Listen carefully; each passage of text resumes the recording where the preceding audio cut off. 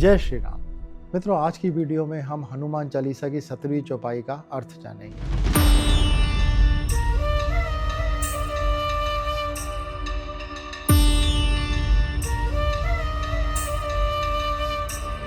चौपाई है, तुमरो मंत्र विभीषण माना, लंकेश्वर भय सब जग जाना। सबसे पहले तो इस चौपाई में जो कीवर्ड है उसका डीप मीनिंग समझते हैं। तो यहाँ पर जो कीवर्ड है वो है मंत्र। मंत्र ये शब्द दो शब्दों से मिलकर बना हुआ है, जो है मन और त्र।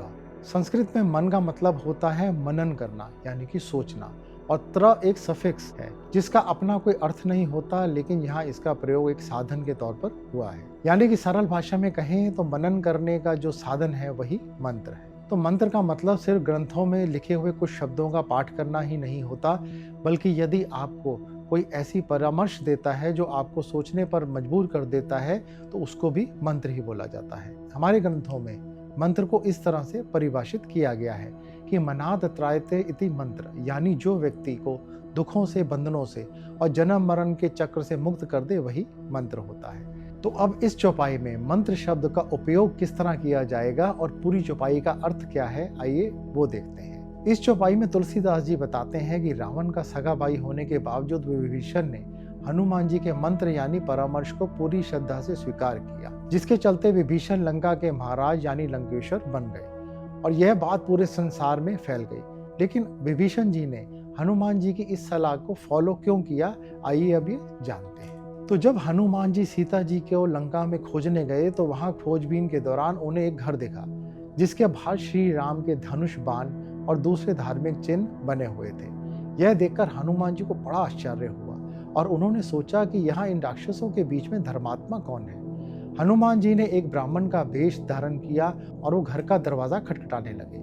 अंदर विभीषण जी सो रहे थे। उन्होंने जब आवाज सुनी तो वो राम राम का जाप करते हुए बाहर आए और दरवाजा खोला।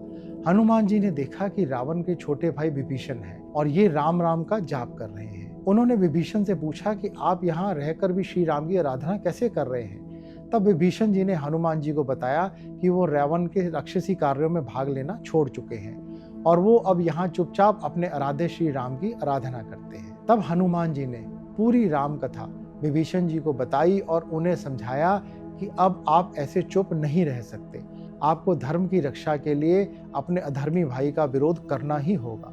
इसके लिए श्री राम हमेशा आपके साथ रहेंगे और आपकी रावण से रक्षा भी करेंगे। जिस पर विभीषण ने हामी भर दी। इसके बाद हनुमान जी ने विभीषण जी से पूछा कि माता सीता आखिर है कहाँ पर। विभीषण जी ने उन्हें बताया कि रावण ने माँ सीता को अशोक वाटिका में छिपा रखा है। जिसके बाद हनुमान जी वहां पहुंचे और उन्होंने सीता जी को श्री राम का संदेश भी दिया। बाद में विभीषण जी ने हनुमान जी की सलाह मानते हुए रावण को रोकने की कोशिश की और उसको समझाया कि माँ सीता को छोड़ दे वरना मारे जाओगे। लेकिन रावण ने उलट विभीषण जी को राज्य से निकाल दिया और उनका अपमान भी किया। जिसके बाद विभीषण श्री राम के पास चले गए और उनकी सेना का हिस्सा बन गए।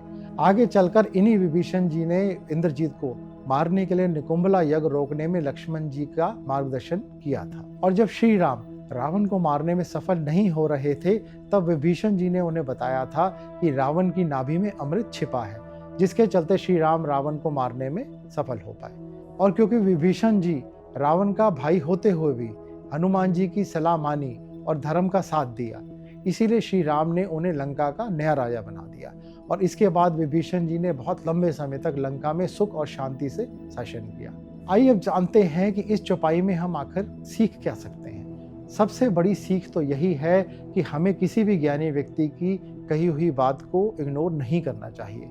यदि कोई हमसे ज़्यादा जानता है, हमसे ज़्यादा समझदार है, तो हमें उसकी बात पर ध्यान अवश्य देना चाहिए, क्योंकि वो हमारे जीवन को बदलने वाला एक मूल मंत्र भी हो सकता है।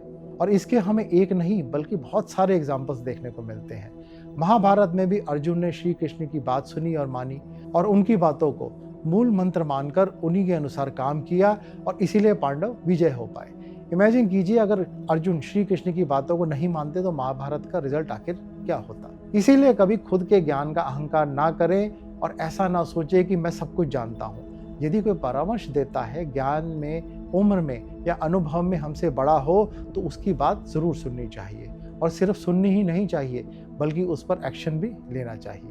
विभीषण जी को मनन करने पर जब ये रियलाइज हुआ कि हनुमान जी की बात सही है तो उन्होंने बिना एक क्षण गंवाए रावण को उसकी गलती के बारे में समझाना चाहा, लेकिन जब वो नहीं माना तो उन्होंने अपने सगे भाई रावण को त्यागने में जरा भी देर नहीं लगाई। तो यह दिखाता है कि विभीषण जी ना सिर्फ समझदार थे, बल्कि उनमें अधर्म के विरुद्ध खड़ा होने का साहस भी था, फिर चाहे उनके सामने उनका भाई ही क्यों ना हो। अक्सर हम देखते हैं कि बहुत धार्मिक ग्रंथों को पढ़ने वाले लोग भी कुछ बड़ी गलतियां कर जाते हैं।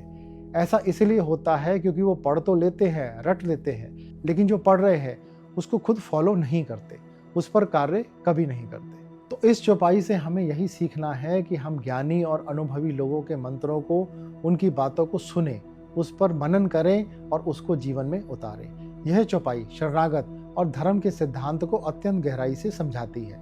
यहाँ मंत्र केवल शब्द नहीं है, बल्कि ईश्वर से प्राप्त विवेक, धर्म, बुद्धि और सत्य का निर्देश है।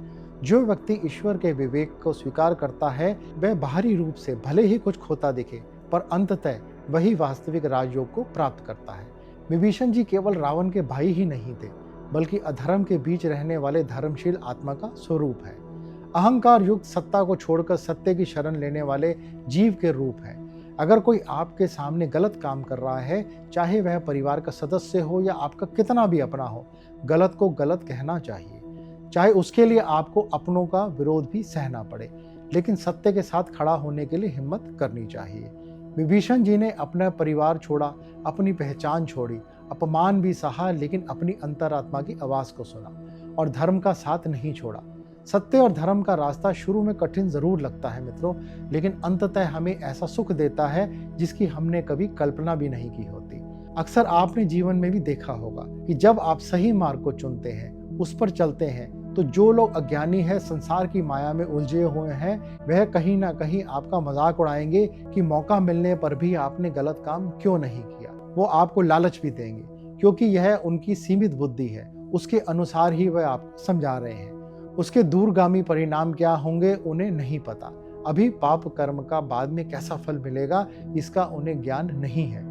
इसीलिए आप ऐसे लोगों को इग्नोर करें और अपनी अंतर आत्मा की आवाज़ को सुने, सही डिसीजन लें और उसको फॉलो करें। तो ये था इस चौपाई का अर्थ। आज के लिए इतना ही। जय श्री हनुमान, जय श्री राम।